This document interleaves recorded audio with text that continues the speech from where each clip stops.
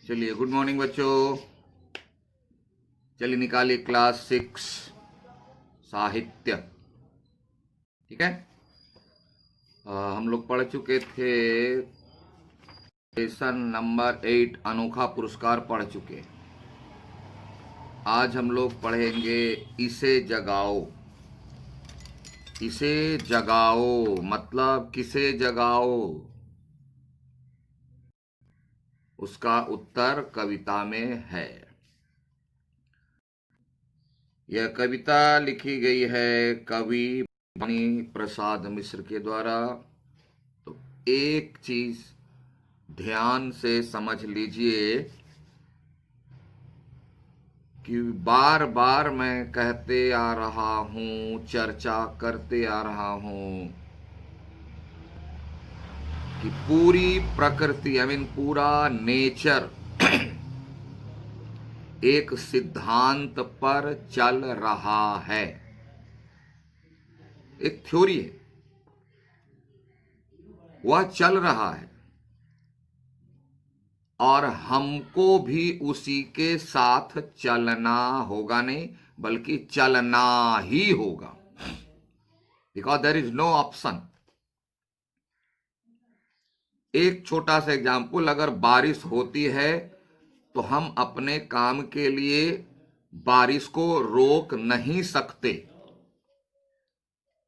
हम अगर अर्जेंट नहीं है तो थोड़ी देर बाद जाएंगे।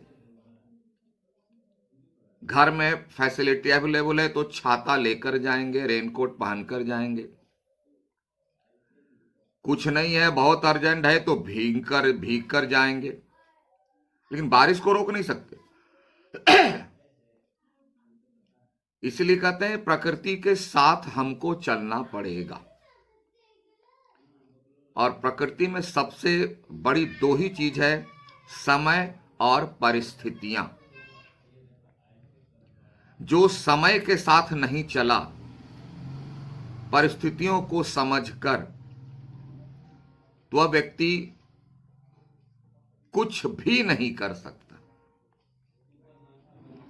इस कविता में कवि ने पहले बिंदु को बताया, समय, कि जो व्यक्ति समय के साथ नहीं चलता है वो अपने जीवन में कुछ भी नहीं कर पाएगा, कुछ भी नहीं, जीरो। क्योंकि समय किसी का इंतजार नहीं करता है। समय कहता है चलना है चलो, नहीं चलना है तो उसे दुनिया में किसी की परवाह नहीं है, किसी की परवाह नहीं।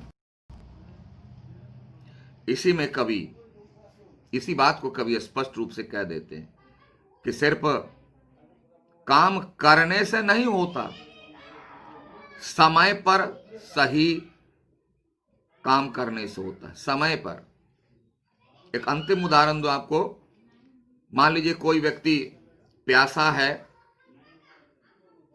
तो उससे इमीडिएट पानी चाहिए, तभी उसकी जान बचेगी।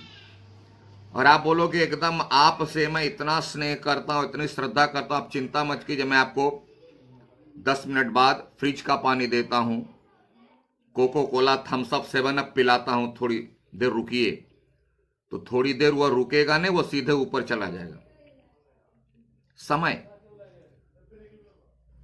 और आज का व्यक्ति क्या करता है, अच्छा कल करेंगे ना, अभी बहुत समय है। रावण भी यही सोच रहा था, अभी बहुत समय है, मेरे पास तो पूरी ताकत है, जब चाहेंगे तब कर लेंगे। वो आज तक नहीं कर सका।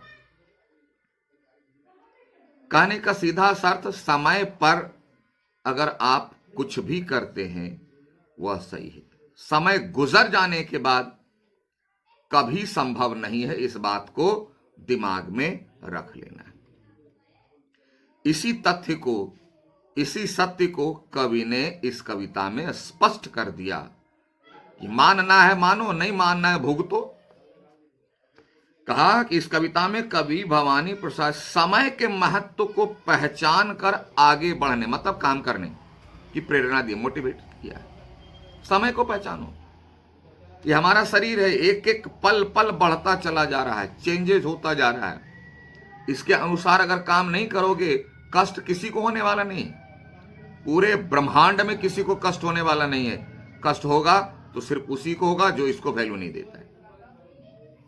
कभी सभी को प्रेरित करते हुए, ऑल, ऐसा नहीं किया जो है किसी एक व्यक्ति पर, एक ग्रुप पर इफेक्ट डालता है, नो, सब पर। समय के मूल्य को पहचानो और इसके साथ आगे बढ़ो, उसके साथ आगे बढ़ो, बिल्कुल साथ। हम लोग कहते हैं ना, गाड़ी छूट गई।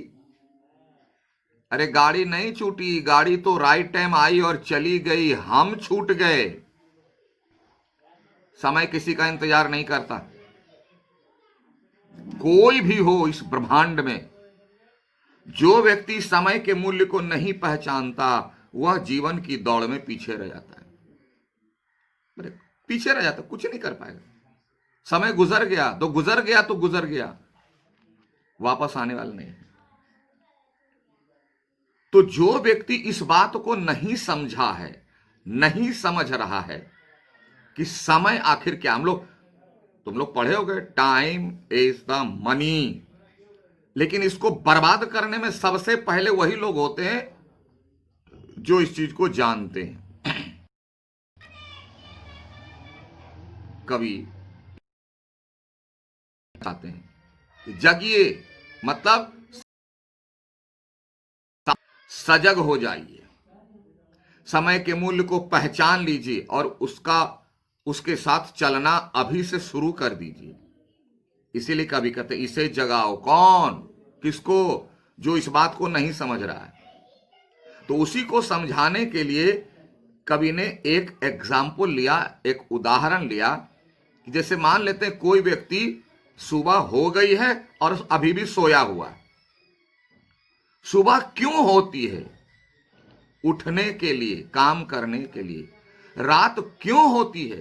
कि दिन भर जो हम काम करके थक जाते हैं, उसके लिए, विश्राम लेने के लिए।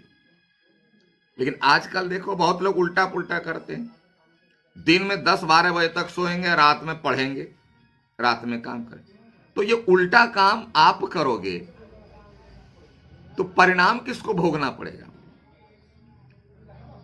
इसलिए बचपन में कविता पढ़ाई जाती है, early to bed early to rise, लेकिन सब कूड़ेदान में चला जाता है। ऐसे व्यक्ति को कवि जगाना चाहते हैं। उदाहरण क्या लिया कि जिस प्रकार सुबह होती है, व्यक्ति को जगना है और अपने काम करने हैं। लेकिन अगर वह अभी भी सोया हुआ है, जैसे समय के साथ चलना है, महत्व नहीं जानते, अच्छा कल करेंगे, आलस। सोए हुए व्यक्ति का उदाहरण देकर के कहते हैं, इस भाई सूरज जो प्रकृति है, मैंने अभी कहा कि प्रकृति जो है समय पर चलती है, प्रकृति एक सिद्धांत पर चलती है।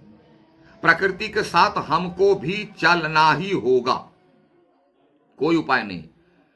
इसलिए है प्रकृति से ही चीजों को उदाहरण के रूप में प्रस्तुत करते हैं और कहते हैं प्रकृति से, क्योंकि मनुष्य तो आलसी है। प्रकृति अपने समय पर चलती है, अपने समय पर काम करती है। इसलिए उसके उपादान यानी उसके सोर्सों से ही कवि ऐसे व्यक्ति को जगाने के लिए अनुरोध करते हैं कि भाई सूरज, पहला सूरज देखो, सूरज सत्य है, चांद सत्य है, हवा सत्य है, जल, अग्नि, ये सारे सच हैं। ये प्रकृति के ऐसे अंग हैं जिसके बिना धरती ही नहीं, जिसके बिना प्रकृति नहीं। सूरज को बोलते भाई सूरज, जरा इस आदमी को जगाओ। किस आदमी को? जो अभी तक सोया हुआ है, मतलब समय के मूल्य को नहीं पहचान रहा है कि सुबह हो गई है, उठ जाना है, काम करना है, सोया हुआ है और स्वप्न देख रहा है। जरा इस आदमी को जगाओ। फिर कहता है पवन को। सूरज क्यों? कि सूरज की गर्मी लगेगी ना तो छटपटा के उठते हैं। जैसे गर्मी के मौसम में करंट चला गया, गर्मी लगी, छटपटा के उठते हैं। तो सूरज को कहता है इसको इतनी गर्मी दो, इसके चेहरे पर धूप लगा कि ये छटपटा कर उठे। तो कवि को इसकी चिंता क्यों है? अरे उठे या ना उठे, कवि को इसलिए चिंता है कि कवि यानी साहित्यकार पूरे देश दुनिया का आदर्श होता है, उसको गाइड करने वाले होते हैं। अगर साहित्यकार ना हो तो आदमी तो जानवर हो जाएगा, गारंटी। क्योंकि साहित्यकार साहित्य के माध्यम से ही मनुष्य को मनुष्य बनाने का प्रयत्न करता है। इसलिए साहित्यकार पूरे विश्व का मार्गदर्शक होता है। इसलिए उसे चिंता है कि आज का व्यक्ति क्यों सोया है, क्यों असावधान है, क्यों समय को बर्बाद कर रहा है। उसकी जिंदगी बर्बाद हो जाएगी, उसकी जिंदगी बर्बाद हो जाएगी, परिवार, समाज, देश, दुनिया सब बर्बाद हो जाएगी। इसलिए उसे चिंता है। इसलिए वह सूरज से निवेदन कर रहा है कि भाई सूरज, जरा इस आदमी को जगाओ। और भी आदमी लगाता है, भाई पवन, पवन मीन्स हवा, जरा इस आदमी को हिलाओ। जैसे आप सोए रहते हो 8 बजे तक, स्कूल का टाइम हो जाता है तो आपके पापा मम्मी जोर से हिलाते हैं, उठ टाइम हो गया, अभी तक सोए हुए। पवन से रिक्वेस्ट करता है कि इसको हिलाओ, यानी जोर से हवा चलो। यह आदमी जो सोया पड़ा है, या जो अभी तक सोया पड़ा है, पड़ा मतलब बेफिक्र, सोया मतलब नींद में। नींद में सोया कौन पड़ा है? घोड़ा, लगता है घोड़ा बेच के सो गया है, कोई परवाह नहीं है कि समय कहां गया नहीं गया। इसे जगाओ। ऐसे व्यक्ति को जगाओ जो समय के मूल्य को बिल्कुल महत्व नहीं देता। बहुत लोगों को सुनोगे अपने घर परिवार में, अच्छा जाते हैं ना, अच्छा करते हैं ना, करेंगे ना, इतनी जल्दी क्या है, चिल्लाते क्यों हैं? लेकिन जब कुछ घटना घट जाती है तो मुंह में ताला लग जाता है। ऐसा क्यों व्यक्ति कहता है? वो समय के महत्व को नहीं पहचान रहा है। इसको हम कह सकते हैं पढ़ा लिखा मूर्ख। कभी वही कह रहे, सावधान, जो सच से बेखबर है। सच क्या है? समय भाग रहा है, उसके साथ दौड़ लगानी है, मतलब उसके साथ जीवन का काम करना है। ये लोग पागल थे, लिख दे काल करे सो आज कर, आज करे सो अब पल में परलय होएगा, बहुरी करेगा कब।